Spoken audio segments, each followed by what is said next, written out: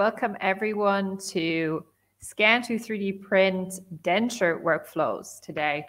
Our presenter today is Dr. Nitish Surathu, and this webinar is also presented by Pac-Dent, so we're very excited to have them on board as well.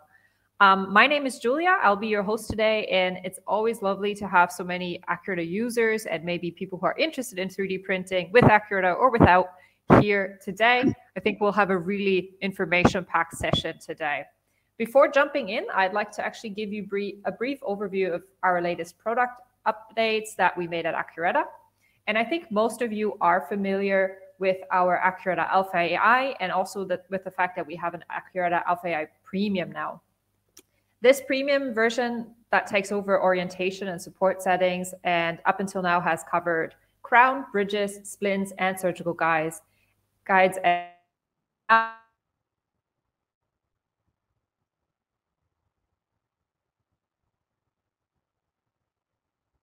do see some error with those applications. So if you're new to 3D printing, we recommend that you use the Alpha AI Premium features and just get a feel for how to orient things properly before you start printing and make sure that you don't have any failures there.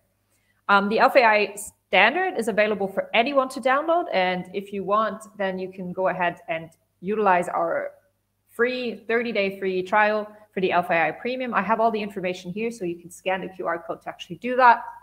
And the Alpha AI Premium after that is $19.99 every month. And we also have an annual plan.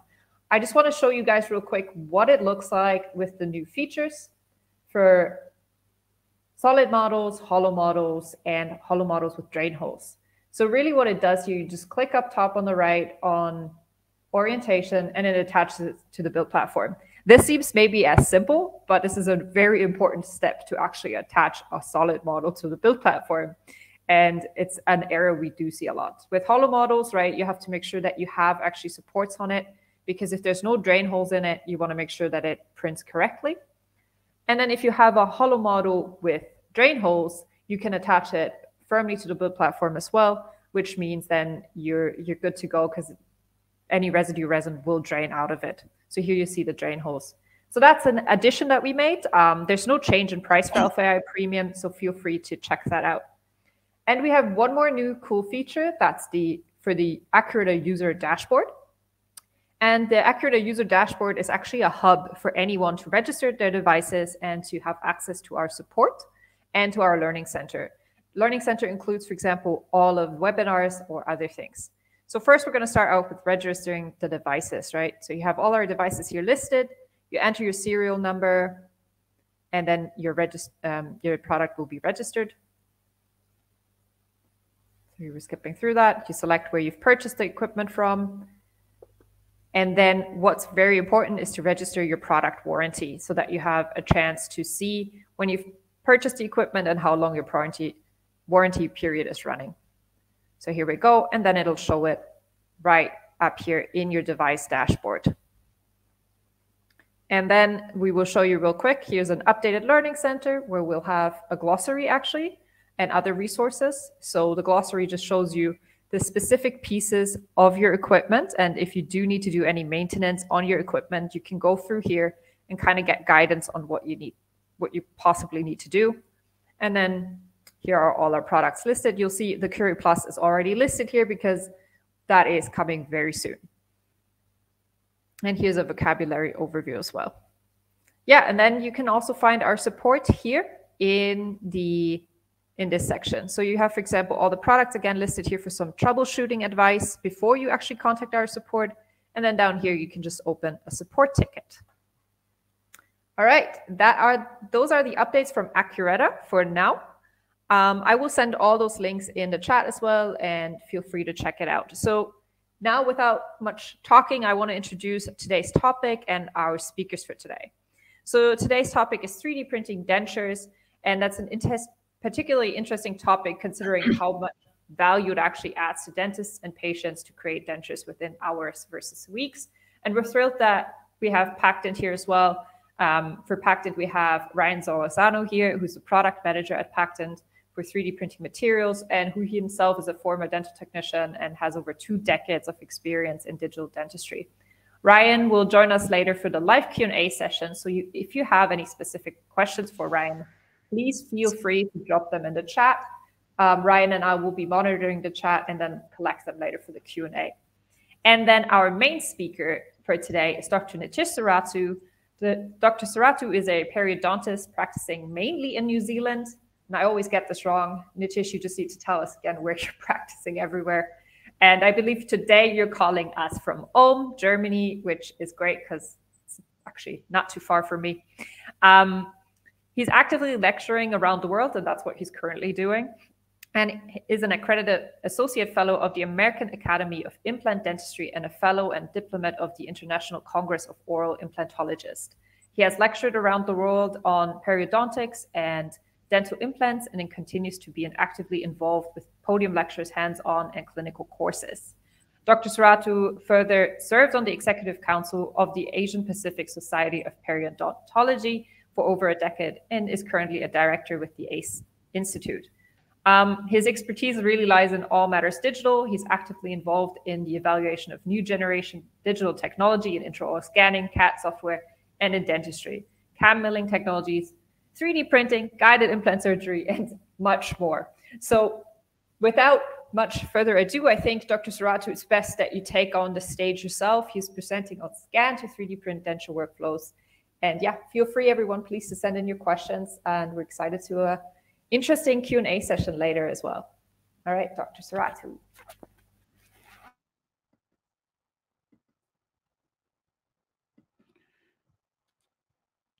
Right, just want to verify that you can see my screen before I start. I think it takes a second, yeah.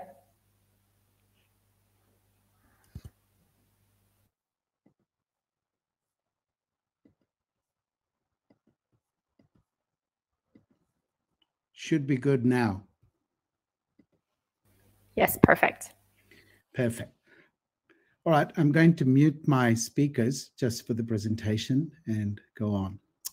It's a pleasure to do this presentation because I really think 3D printing is a very valid workflow when it comes to dentures. There's a lot of things you can do with 3D printing, but none that I love doing as much as dentures, because dentures really lend themselves to printing as a technology, as opposed to milling and as opposed to other means of production. I'll talk about that later in my presentation as well. A real honor to have Dr. Rick Ferguson attending. I'm not sure, I'm probably nervous to see him more than anything else, but welcome, Rick, and it's good to see you here. And also to see Dr. Shiva, Dr. Han Choi from Auckland. We've really got a real global audience here, people from New Zealand, people from Europe, people from the United States. I feel quite honored to have so many people attending as well, and a huge number of registrants who will then look at this presentation when it finally goes online as well. So let's go on with the actual presentation. I've been 3D printing dentures now for about 4 years. The initial years weren't met with much success. I was trying, like everybody, to adapt to a workflow that worked. And even today, I can't pretend that a denture workflow is 100% digital. The focus of my lecture today is going to be workflows, because that's what I really think it comes to when you talk about dentures. There's so many different ways of doing this, but I'm going to focus on my workflows, and I'm essentially going to focus on 3 different clinical situations. The first one is the easiest one, which is immediate dentures, meaning the patient has teeth and you're going to take the teeth out and you're going to give somebody a denture. In other words, you have a vertical dimension in most of those cases. Unless the dentition is significantly worn, you can go with what the patient has for a vertical. You also have an occlusion in most of those cases, and if the teeth haven't supra-erupted, or if there isn't an occlusal cant, then you also have a fantastic restorative indicator for your setup for your dentures. And so that's the easiest case. I'm going to talk also about a copy denture workflow, or a workflow where you take impressions using dentures. Again, a relatively easy situation if the dentures are decent, because you have a vertical, you have a centric, and all of those things are in place for you. Arguably, the most challenging situation for digital dentures is a patient who walks in completely edentulous. And I'm going to show you what I tend to use in that kind of workflow. And that workflow is not completely digital. It's a hybrid workflow. I do go analog with one part of the workflow, and I'll show you what I do. But I end up digitizing everything. And in any case, my final production in terms of an outcome, in terms of the prosthesis itself, is 100% digital in any one of those three clinical situations. It all begins undoubtedly with an intraoral scan. If you've got teeth, then obviously edentulous arches are much easier to scan. Scanners like teeth, scanners don't like tissue. If you're going to scan tissue, then you'd like a case like this that has a lot of character. There's a lot of morphological variations in that ridge, nice rugae, nice mid-palatine morphology there. And even with the lower, which is really the graveyard for most intraoral scanners, you've got some kind of character to that ridge, and that helps. What's important, though, is being able to get substantial vestibular depth to your scans. And I make sure that I go well past the mucogingival junction. That is not tissue I extend my denture to, but it shows me a very important color demarcation in terms of where I extend my denture base. Now, there are going to be a lot of critiques of intraoral scanning of edentulous arches in terms of using these as a basis for making dentures. But my first question to anybody critiquing that technique is going to be, have you done it yourself? Because you're going to be pleasantly surprised. Many of the things we used to with conventional dentures, border molding and that kind of thing, the digital scans of an edentulous arch really defy what we were taught in dental school in some ways. But you'll be surprised what retention and fit we get with dentures made from intraoral scans. And I'm not entirely sure that that border molding is necessarily as key as it used to be. Having said that, all of this is case dependent. There are cases where I will go with an analog workflow. There are cases where I don't recommend a digital workflow. There are edentulous arches, particularly really smooth ones, shiny ones that have no character, that will be challenging for any intraoral scanner. I'm not going to pretend that my workflow is 100% digital, but it is predominantly digital. And most of my cases are done digitally. So with that for an introduction, let's talk a little bit about intraoral scanning for dentures. I think it's important to qualify intraoral scanners. I don't believe that all intraoral scanners are cut out to scan edentulous arches. My own experience extends only across the Prime Scan or Prime Scan Connect range and the Trios 3, 4, and 5. All of those scanners I can vouch for. All of those scanners I have used extensively for scanning edentulous arches, and they do extremely well with scanning edentulous arches, no problem at all. The Medit i700 is not something I have used personally extensively, but I hear good things from some clinicians and not so good things from some other clinicians. So I'm not entirely sure how good or bad it is for edentulous ridges. This Chinese scanner, the AlliedStar AS200E, seems to hold a lot of promise.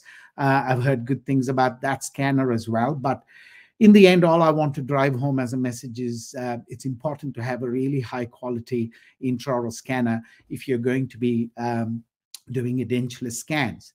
It's also important to understand that tooth-based scanning techniques are not really valid when it comes to edentulous arches. You can't stitch as much with edentulous arches. There's a high potential for error. There's a high potential for data to become disoriented, data to become difficult to align, and all that kind of thing.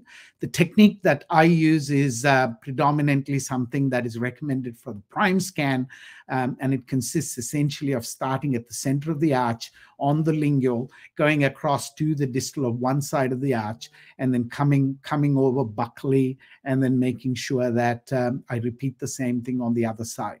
This works for me, and it works very well in my hands. But I'm not entirely sure there is a specific scanning strategy when it comes to edentulous arches. What I do know, though, is you need high quality scans, and you need to extend well into the vestibule. You need to extend well past that mucogingival junction.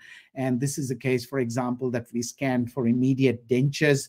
The colors that you see on those lower anterior teeth indicate an occlusion, and therefore I have a vertical dimension, I have a centric, and these cases are really, really easy to treat with digital dentures. So as long as you got really good scans, you can work with them, you can do a lot with them. So this is what my scans look like, just pictures from every perspective. The very first step in these immediate dentures is we do what are called digital extractions. Now, you can do this in most CAD software quite easily. I tend to use InLab a lot. I started out as a CEREC user about 14 years ago, and so InLab's an easy transition for me, but I also use ExaCAD, and I also use 3Shape, and you can really work with any one of those softwares to achieve this. The easiest software, actually, ironically, to do digital extractions is what's called Mesh Mixer, which is a free software. And this is just a case where we extracted a couple of teeth for implants. But just to show you very quickly on a high-speed video how easy the process is, it's really, really easy in Mesh Mixer to extract teeth. It's really easy as well to smooth that ridge after those extractions. And it's very, very nice as a software to achieve this. So really, you don't need fancy CAD software either if you're looking to actually extract teeth. And I always check my mesh quality when I work in Mesh Mixer, and I generate myself a nice model, but I'll go past that video because that is not the emphasis of this presentation. So once I have that digitally extracted model, I essentially have a representation of what the tissue is going to look like without the teeth, and I begin my process of denture design. So this is all done in InLab. It's done on a color file because that's imported from a CEREC scan, a prime scan, and we're able to set teeth really nicely.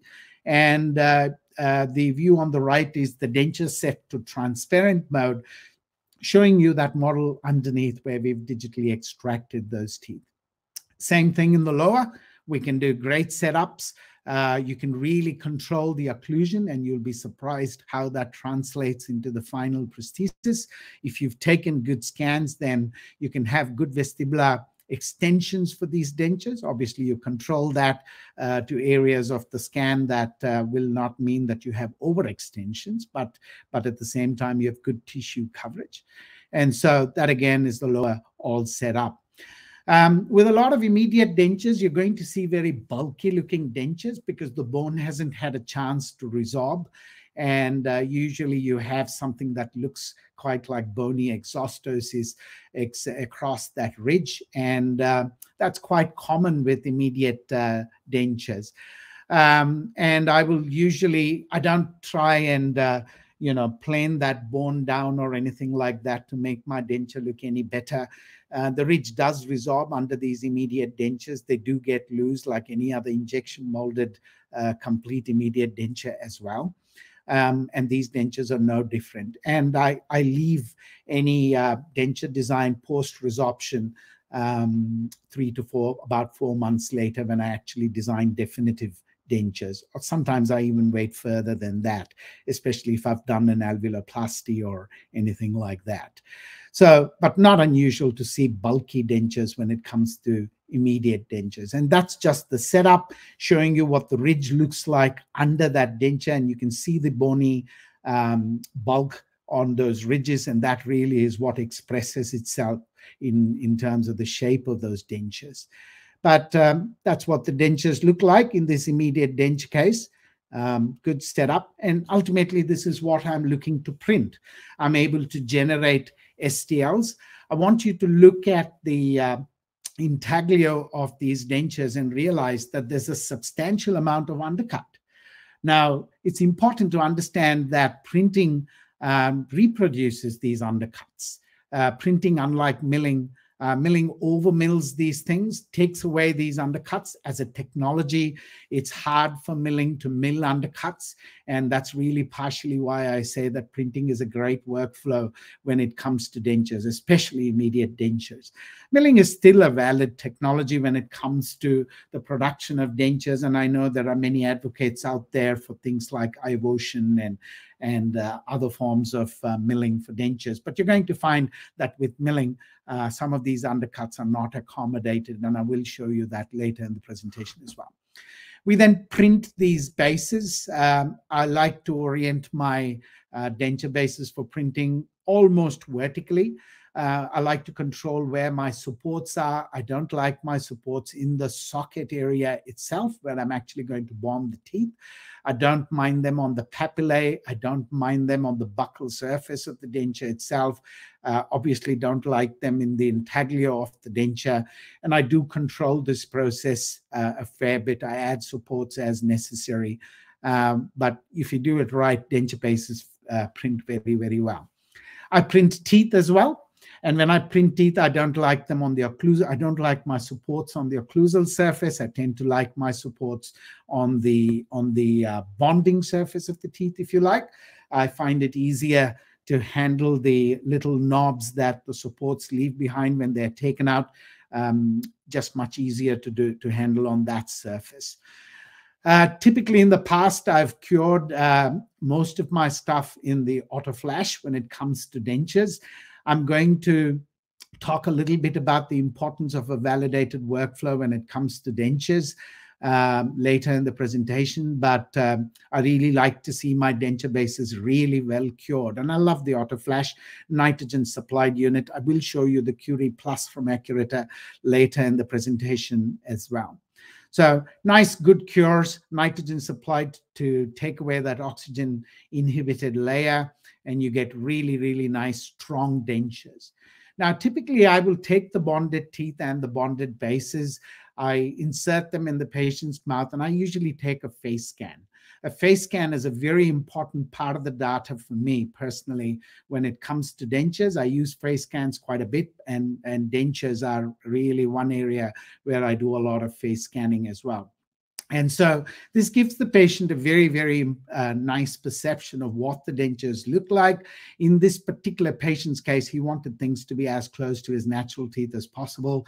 And so those aren't necessarily my preferred lengths or positions, but he liked that. And the beauty with printing is you can do multiple wax trines like this, or printed trines like this, for lack of a better description. Because the cost of printing is next to nothing in terms of doing this kind of thing. And I really love that. It's so easy to adjust tooth positions in CAD software, so easy to print those things and then try one more occlusal plane, or try a longer teeth, or try a different gingival zenith, or whatever it is. Patient then typically comes back to me with resorbed ridges. And while I can use the patient's immediate dentures to take an impression, in this particular case, the dentures were quite loose, and I preferred instead to treat this case as if it were, you know, completely edentulous arches, a patient with completely edentulous arches who walked into the practice. I use this system called the Parla digital tray system quite a bit. I measure vertical with it. I'm able to measure incisal length with it that I'd like to see. This is usually measured against the midline and against the upper ridge. Works very well for me. We're able to translate some of these measurements into CAD software. We're able to define labial surface limits. We're able to define vertical limits and all that kind of thing. And I find it very useful to make these measurements in advance. But I take impressions for such patients using a rather unique tray system called the Parla digital tray system. And this, for instance, is an upper impression. It hasn't been taken in the denture. It's been taken instead in an Edentulous impression tray that's been sized for this patient's ridge. That's the upper impression that you saw earlier. This is the lower impression. And this is what the impression trays look like. These are very unique trays because you will see a slit at the back along the posterior palate, and even in the lower there is a slit in the lower tray. And essentially what this is for is to be able to take out distal parts of the impression. So when you're obtaining a centric and vertical, they don't interfere with the closure of the patient's mouth, which is often the case. And so you can see how we are able to separate the posterior part of this tray by incising the impression very, very carefully. And I do the same thing with the lower tray as well. And you can join them back later for the scan. And so I essentially use only the anterior part of the tray, the upper tray and the lower tray. You can see there's a Gothic tracing screw there, and that helps me record vertical in these patients very, very nicely. Once I'm done measuring vertical, I usually will ask the patient to protrude and then move laterally as well in an attempt to record centric. And at that point, I put a marker paper on these trays, which is available for these trays. And when I record centric, I get a very nice indication of where centric actually is. I'm then able to freeze the upper and lower anterior parts of the tray, so to speak, with a putty bite. The screws in there, the vertical's frozen, the centric's frozen, and I can then take this whole thing out. So the beauty is I can scan the bite as it is, like this, without the posterior parts of the tray interfering with the bite. And I like that. So I take that, and then you can see that the back of the tray is still missing the posterior part of the impression, but I've got my centric and my vertical in the bite. So I scan that. These are 360-degree scans off the bite. I take the bite first, and then I rejoin the posterior parts of the impression on the lower arch and the upper arch after I've separated the upper and lower impressions. I then take 360-degree impressions, because digital data can have overlapping data, and it's not a problem like it is in the physical world, which is nice. And so this is what it looks like with the posterior part of the upper impression, and then the lower with the bite brought in. This is the centric scanned in as well. You can see the centric mark there. And then digitally, when I complete scans, I actually have overlapping data now, which would be a physical interference in the physical world, but it's not a problem in the digital world. So I've got upper and lower impressions, and then I've got, very nice bite there. And essentially what I then do is I've got centric as well, as you can see. Using a technique called impression inversion.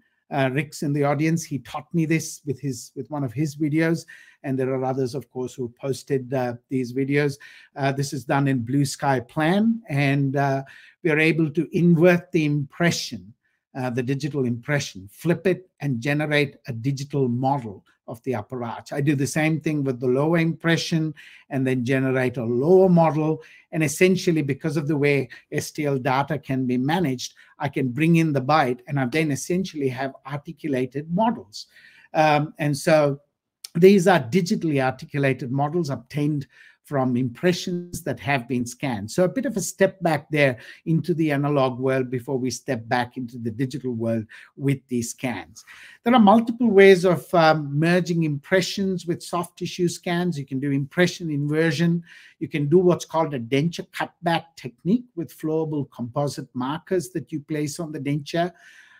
You can use CAD software to place sort of elevations or little blobs that you can use to align for manual correlation. And a lot of desktop scanners will give you automatic impression inversion as well. So there's multiple ways really to do it. But there you go. We've got the upper and lower resorbed ridges now, not as much osseous bulk as you saw when this case was being treated as an immediate denture. I do the setup, and I bring it in to align with my facial scan that we took of the patient with his first immediate dentures, because we have an occlusal plane there. We've got some kind of indication of what we want to work with. So I work with face scans in multiple dimensions, and then we are able to align these teeth appropriately, set them properly, improve on them too, if you like, and then we are able to make what you might call definitive dentures. So that's the setup in InLab and or in any CAD software for that matter. That's what the denture bases look like. Much less bulky now because you've allowed for resorption. You can have a lot of this festooning or not, depending on what your preference is. I personally don't do much, depending on how much the patient shows of their dentures. But that really is what I want to ultimately print. Again, you can see that there are undercuts. And you can see that these undercuts are quite common with dentures, no matter what technique you use. And you can see that they would be a challenge for milling as well. And we'll talk about that again a little later. So that's what the setup looks like. Again, what the patient preferred, not necessarily my favorite position. In fact, after we did this, he wanted the teeth shortened. I added some more pink denture base on that on those central incisors. But that's ultimately the data set that we look to print, a pink denture base and teeth. And I sometimes mill teeth. Because I don't like what used to be available in the past, at least for tooth resin. Most of them are pretty monochromic. More importantly, though, they're not strong enough. They wear pretty quickly. And so I used to, in the past, print my denture base and mill my teeth. And that works. Today, however, we have ceramic-filled resins, like Rodin sculpture. And I'm quite happy to print teeth now because we do have strong materials. And if you've got a good stain and glaze system, then you can make these teeth look pretty presentable, pretty aesthetic, for lack of any other word to describe that. But you don't get what you might call multi-layer PMMA aesthetics like you would from a milled set of teeth, but it's not hard to reproduce the look itself using a stain and glaze system. And printing teeth is very, very quick. You can print something like that in about 40 minutes. Whereas if you were milling 2 arches, that takes a few hours. So, you get different kinds of returns depending on the technology you use. And that's what the lower data set looks like, the denture base and the teeth again. And we export these, of course, for final production. Just look at the undercuts on this printed denture base and try and imagine milling tools getting into those undercuts. Try and imagine milling tools milling those flanges out perfectly with their multiplanar nature. These are printed teeth, a bit over-dried after the alcohol wash, but of course we're going to glaze them, we're going to polish them. That's what the dry fit looks like, so to speak. Just for fun, we milled the dentures in this case as well. And you can see here with milling, you've got an indication of areas that are not going to mill, which is quite common when you look at dentures with undercuts. And even on the intaglio, you can see areas that CAD software will indicate as areas that it is going to overmill and remove. And that's a problem with milling dentures. But printing, of course, is very easy with that. But these are milled dentures for the same case.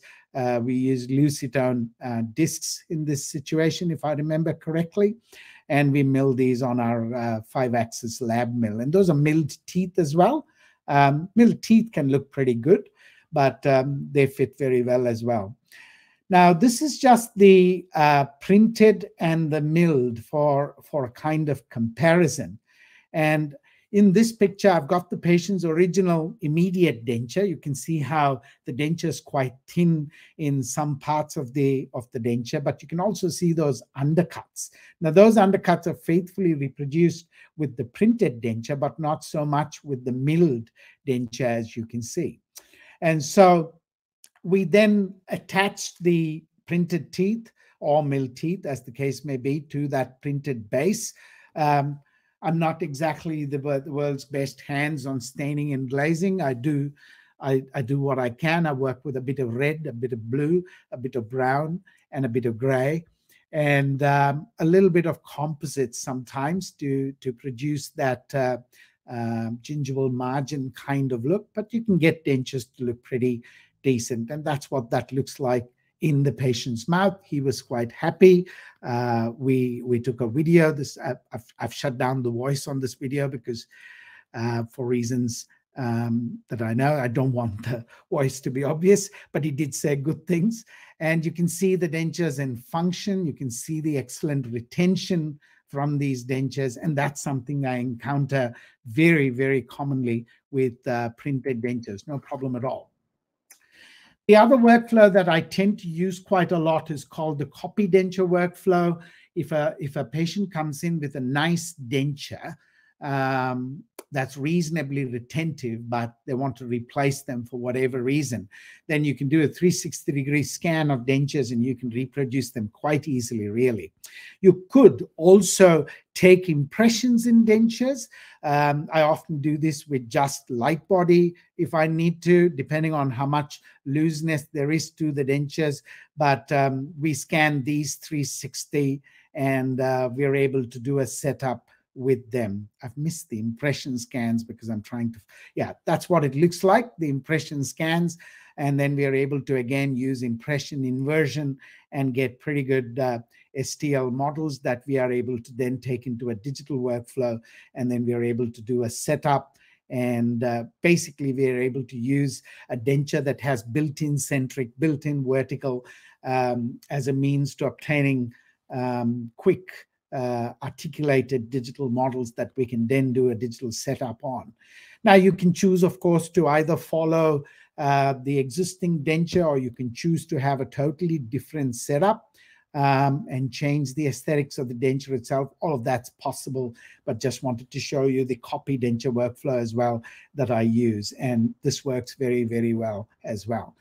Both of these situations are great, the copy denture workflow and a patient with immediate dentures. The only challenging ones are the ones where I showed you an impression technique for an edentulous arch. Once we've got a setup from a copy denture workflow, of course, the workflow is largely similar in terms of producing denture bases. And essentially, you end up at the same point as you do with any other digital workflow, printable denture bases, printable teeth, or milled teeth, as the case may be. So that works very well in my hands.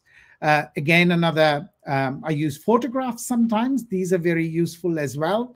Again, digitally extracted models, denture bases set up, again, very bulky because this is another immediate case.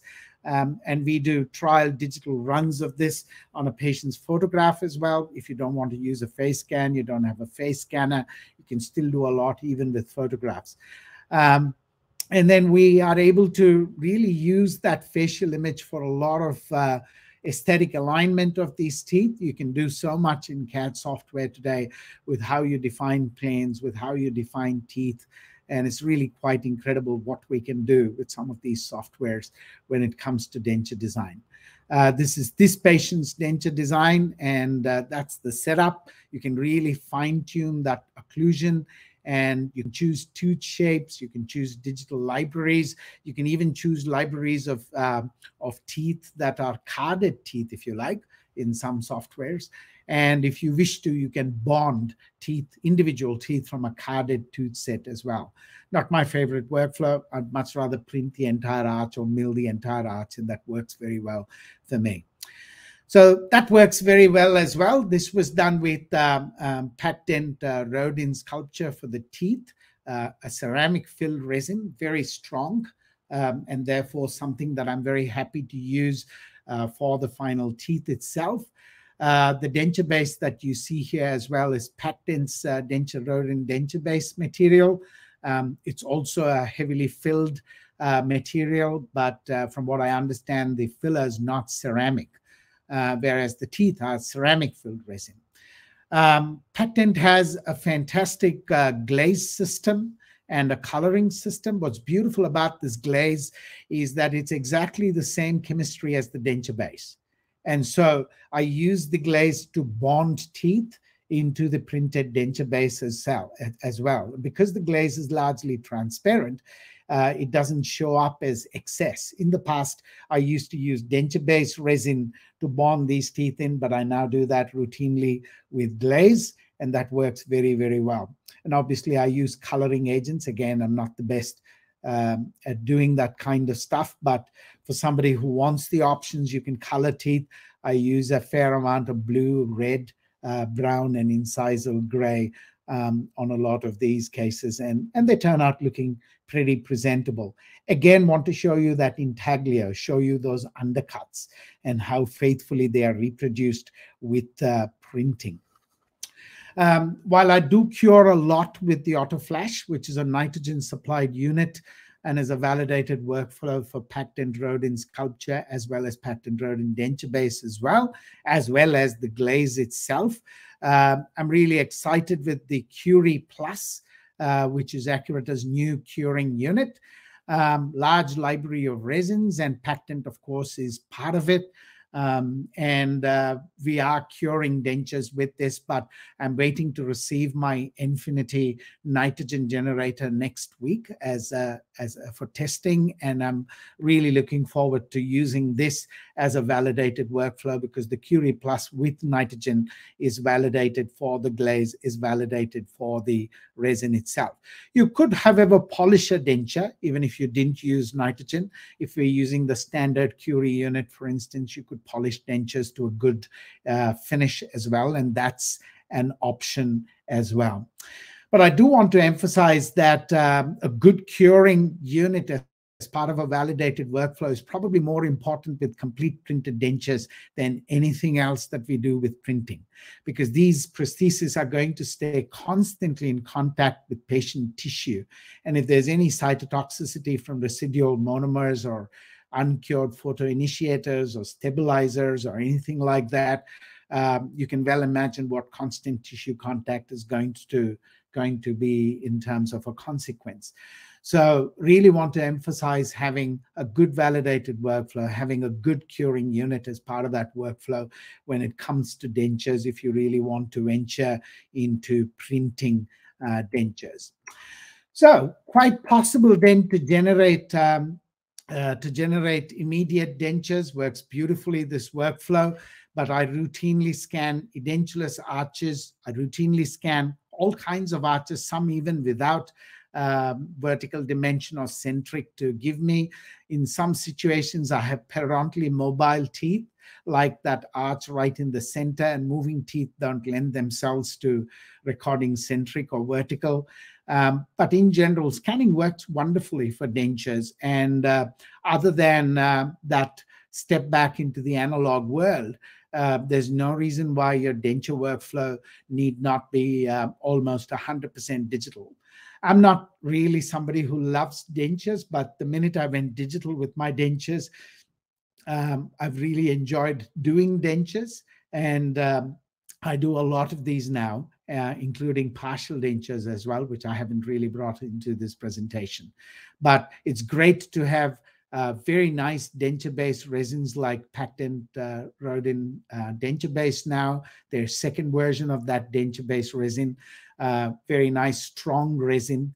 The strength is pretty comparable to injection molded dentures, and it certainly is fantastic to have teeth resin that is ceramic filled and lends itself to good durability in the patient's mouth in the long term as well.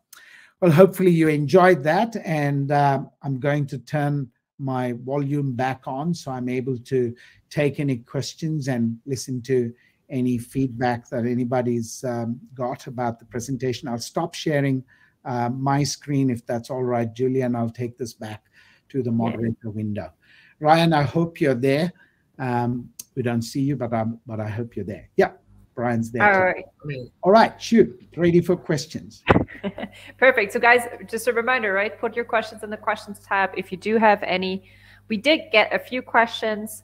I think the first one we got is, what face scanner do you use?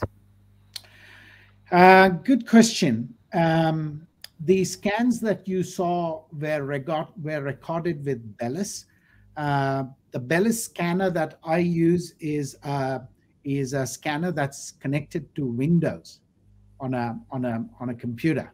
It's not your iPhone kind of scanner. Bellis used to sell that. Bellis, of course, decided to disappear. You might see a reappearance very shortly and realize which company chose to acquire them or their technology. I won't say much there in that space, but rest assured that phone scanning is coming back. But I also like some of the new face scanners that are on the market. There's Vectra in the US that works really well. There's Rayface that works really well as well. There's MetiSmile from Shining 3D. All of these are great face scanner options today. I think face scanning as a technology has come into its own, and I'm tending to use it more and more for my restorative cases and for dentures for sure. And then the other question we got here is from, won't be able to say that name, but which phonetics in English do you use to record functional impression? Right, I'm going to get into trouble now because I'm going to say none at all. With the impression technique that I use, I basically bottom mold those impressions, yes.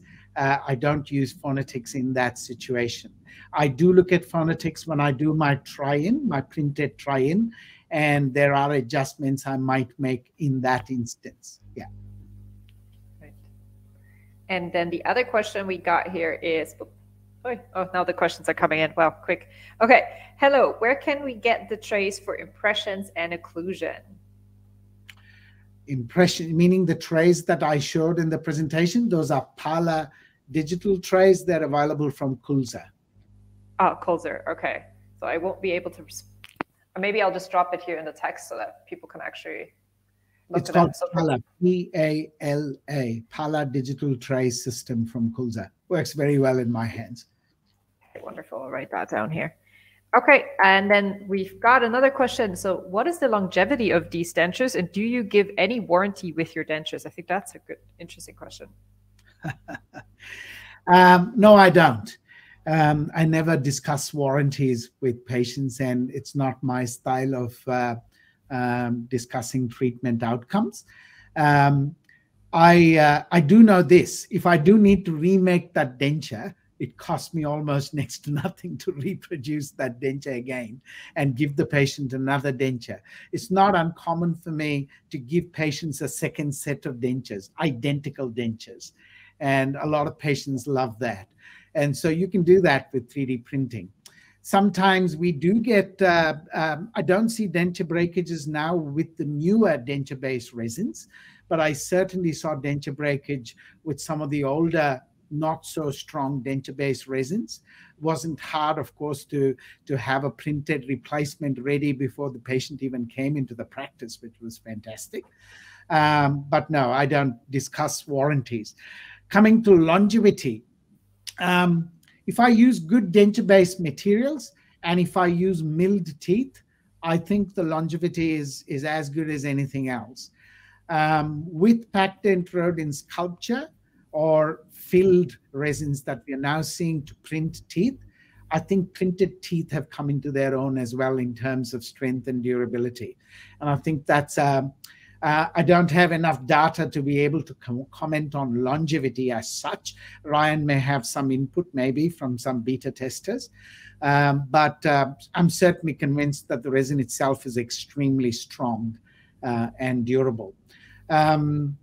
Aesthetically, however, you'd have to work on those teeth because they're still monochrome. We don't have multi-layer translucency with printed teeth, but there's no reason you can't work with the stain and glaze system, with the Rodin palette and the Rodin glaze to produce very nice aesthetic effects.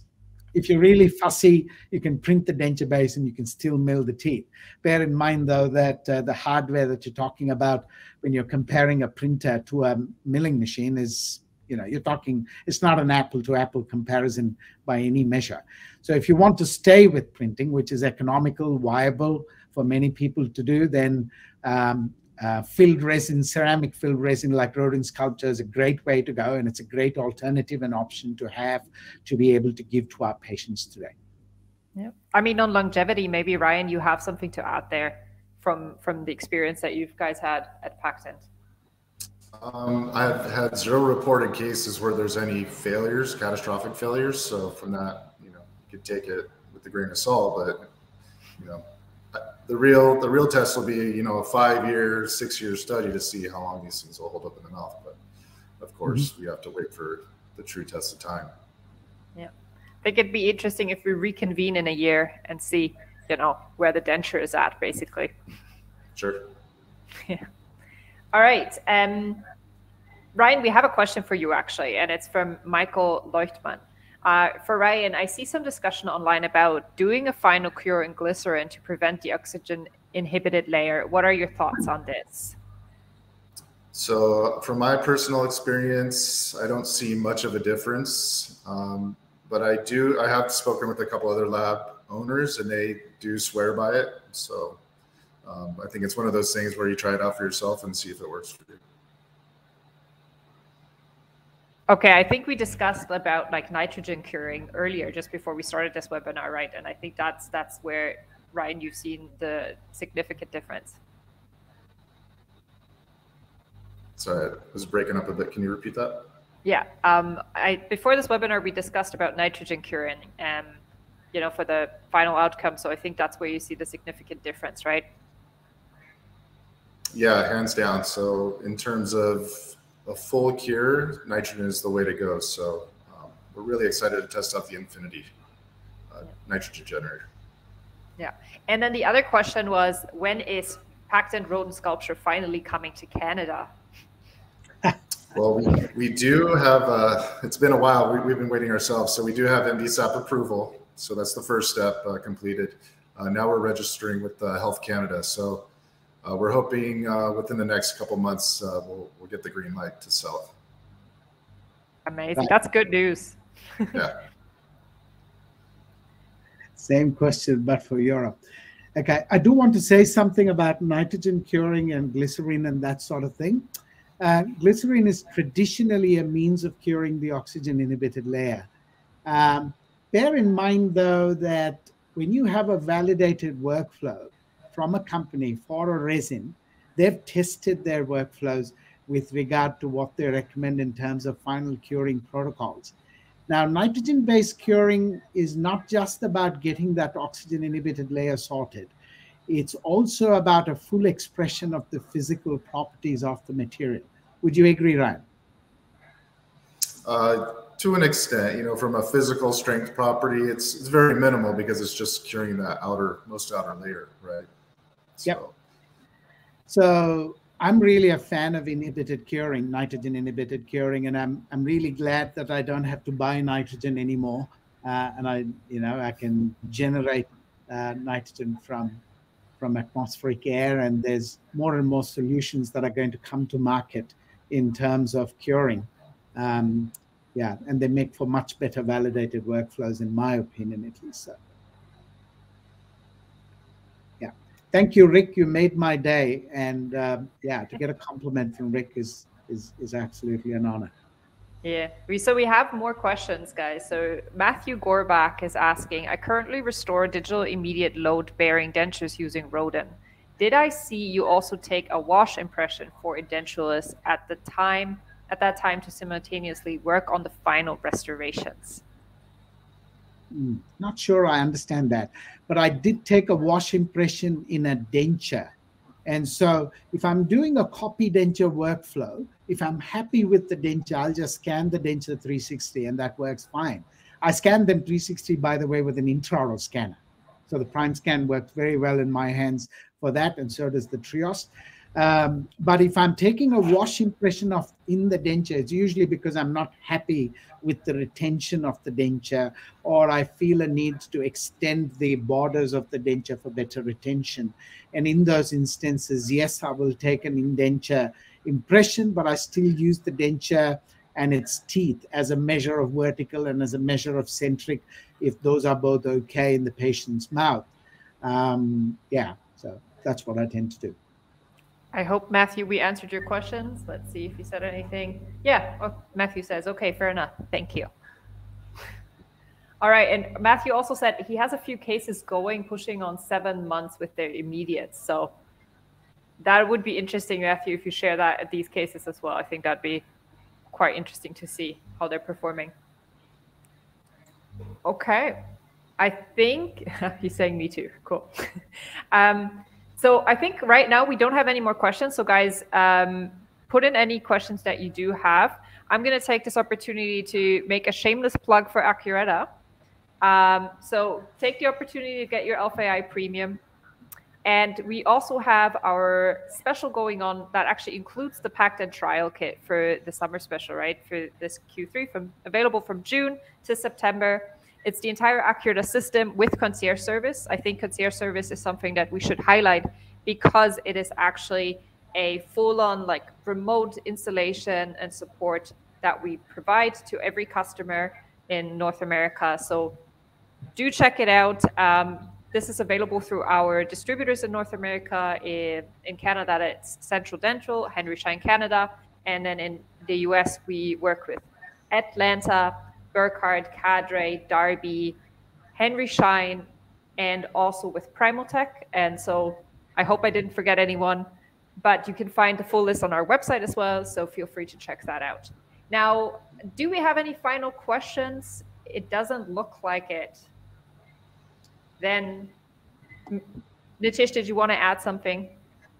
No, I've got nothing to add except to say, get out there and try it. Do dentures digitally and you'll be surprised. Awesome.